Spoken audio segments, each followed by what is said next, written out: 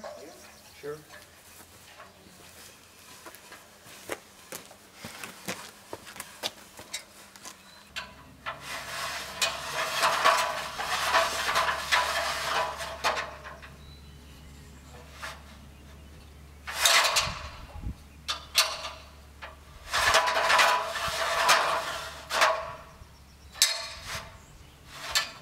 The north-facing exterior walls of the main house are covered in lichens and algae. This north-facing side gets less sunlight, promoting their growth, and while we appreciate the patina they create, we need to clean the stones before repointing all the walls.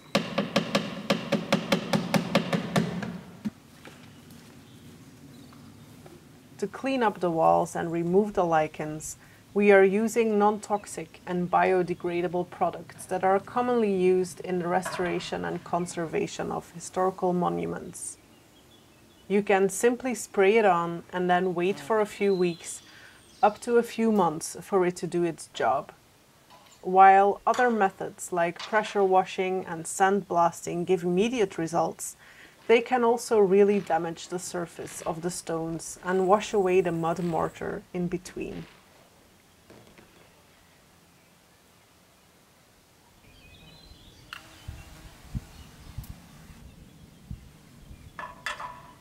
Guess what I found?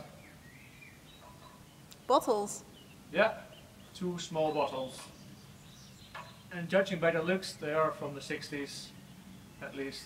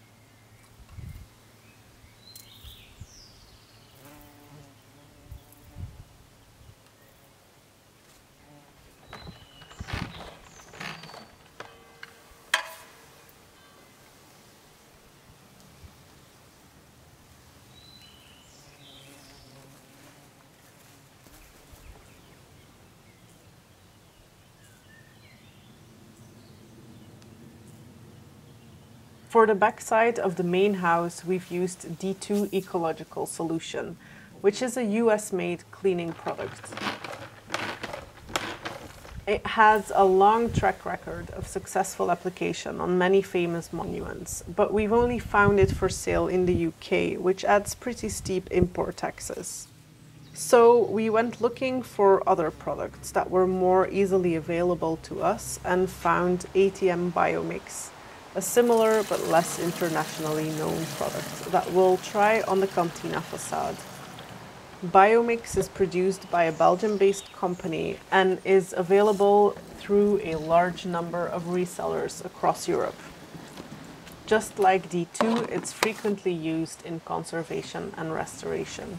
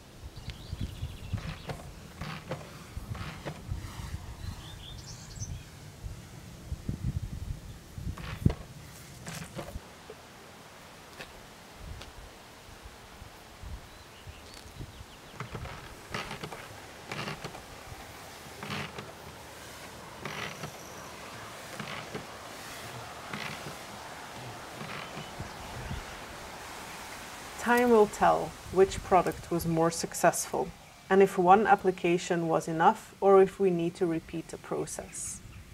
With the downside of delayed results, though, comes not having to wait for months for your walls to dry up again, or having to deal with the dust and dirt that comes with sandblasting.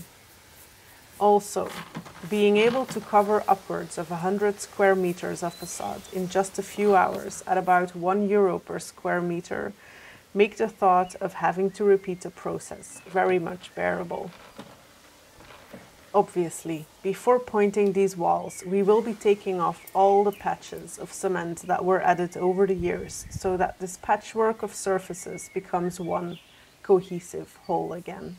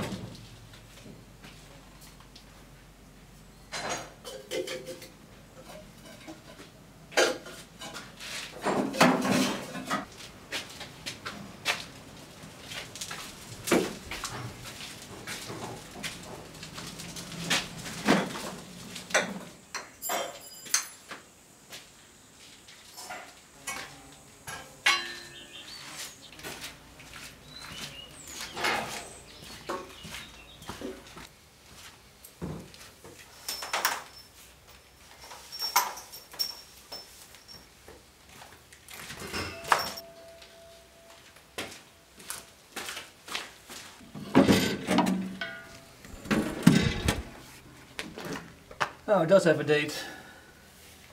1952.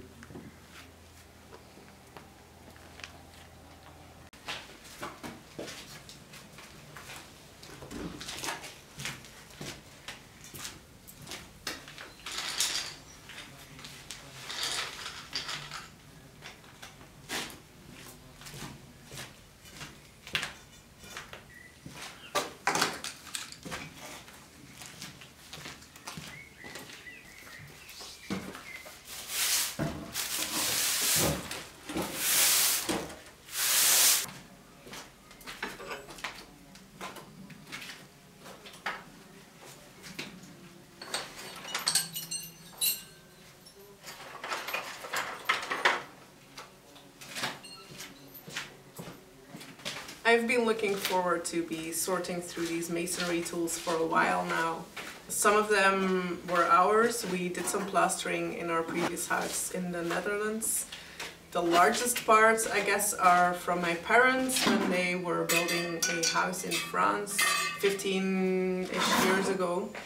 And then there's also a few that are from the previous owners. One of the brothers that lived here was a builder, a muratore.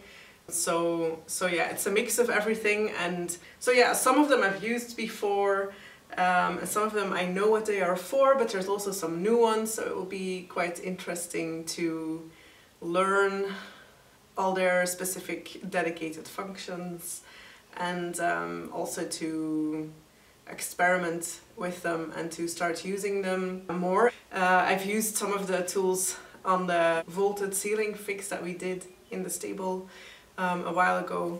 But yeah, we'll be doing lots of plastering, lots of lime rendering, lots of repointing of natural stone walls. So yeah, it's nice to have them all in one place.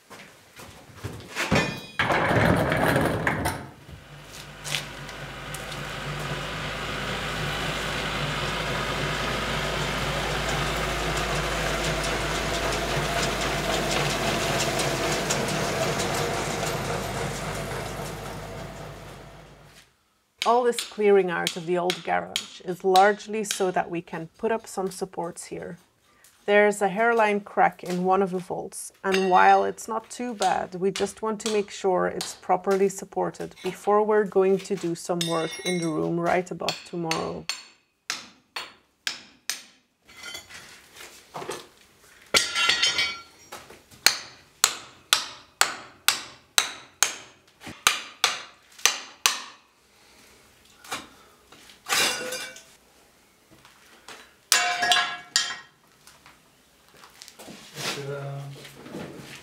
This is big unit.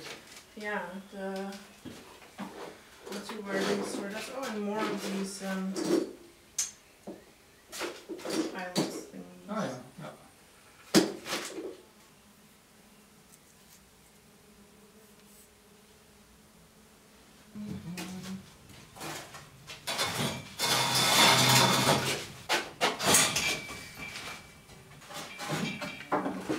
Oh, you're still there, kitty cat.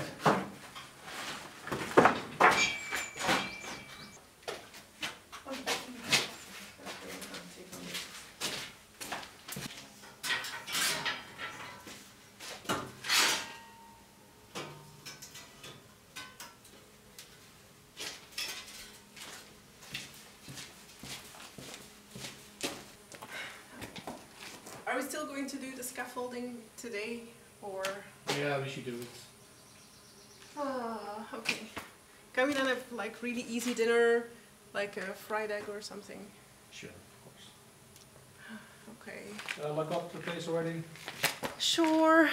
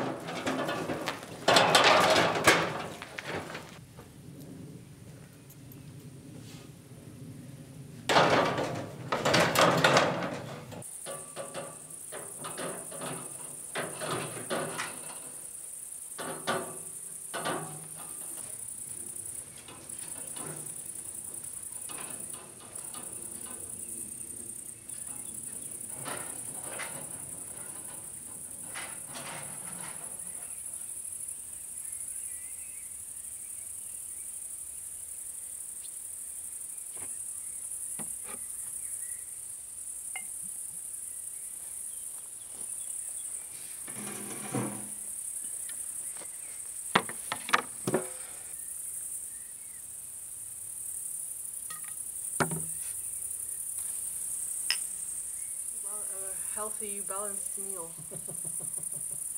Dinner is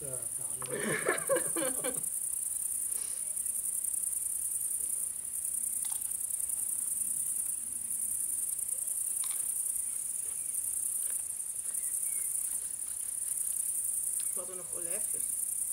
Ja. En worst. En worst.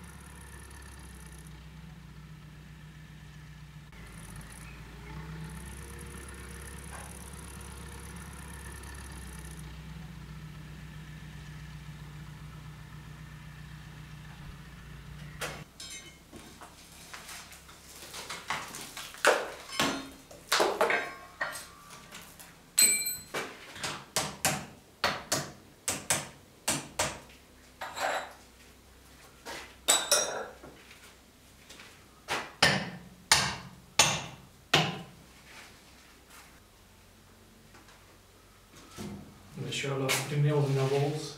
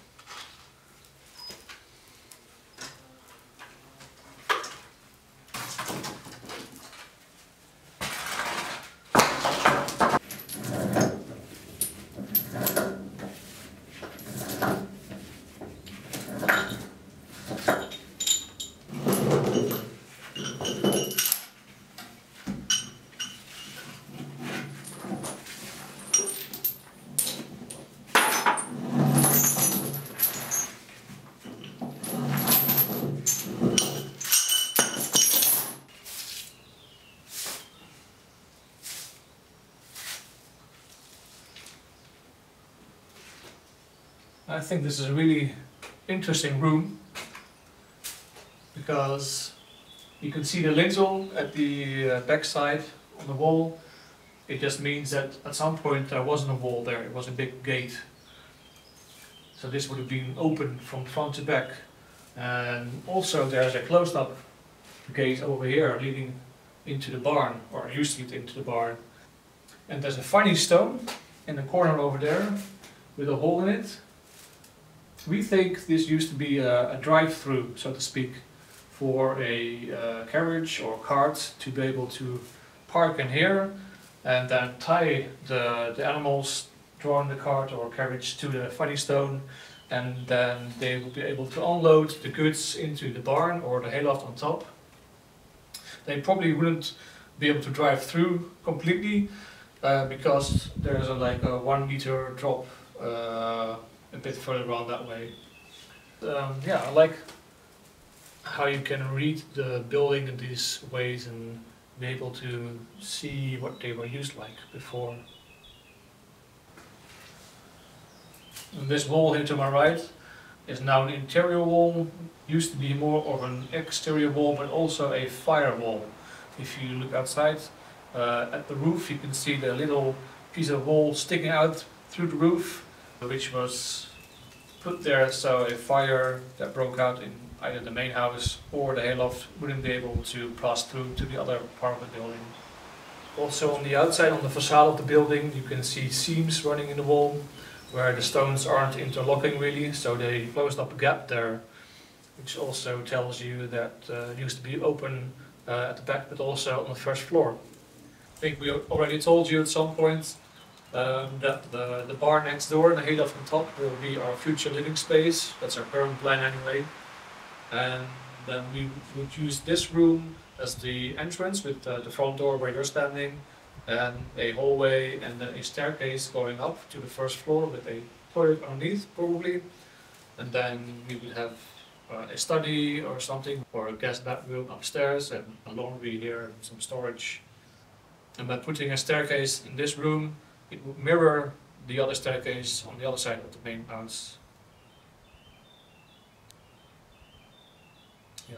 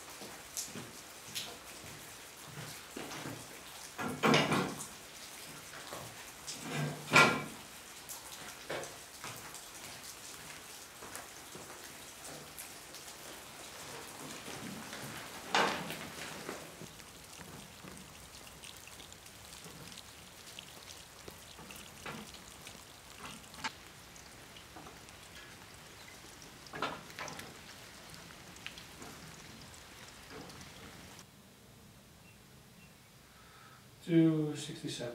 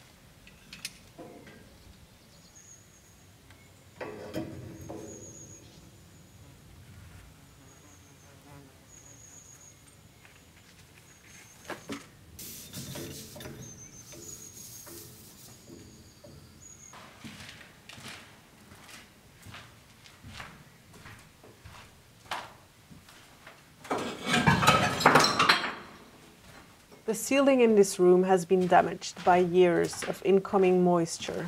We're going to take it out today so that we can have a better look at where the rain is coming through the roof. The ceiling is made of cane and lime plaster. The cane comes from a plant called giant cane or elephant grass, which is a really common plant here and even grows on our own land. Its name in Italian is canna comune, or common cane. It's not unsimilar to bamboo in size and strength.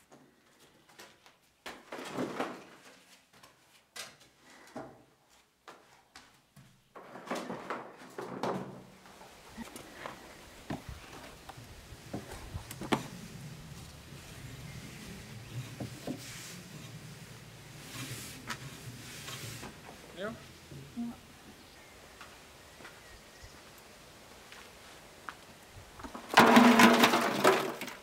This room is the only one in our farm that has it, but it's a very traditional way of making ceilings and also walls that is very much the same as the plastered slats that can be found in many late 19th century houses elsewhere.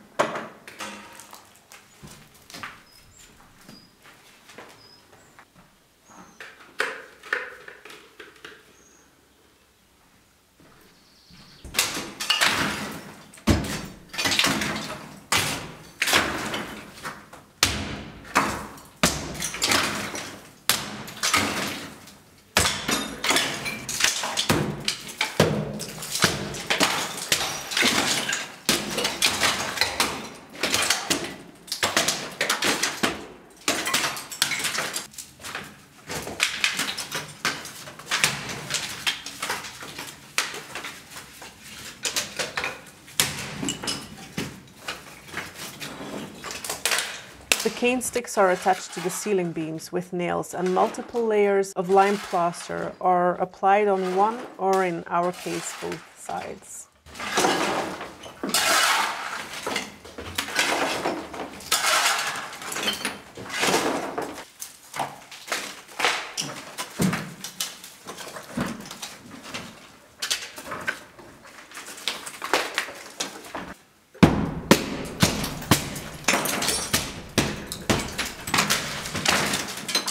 It's the plasterboard from before plasterboard existed, and we're pretty surprised at how strong and flexible it is, even after 100 years.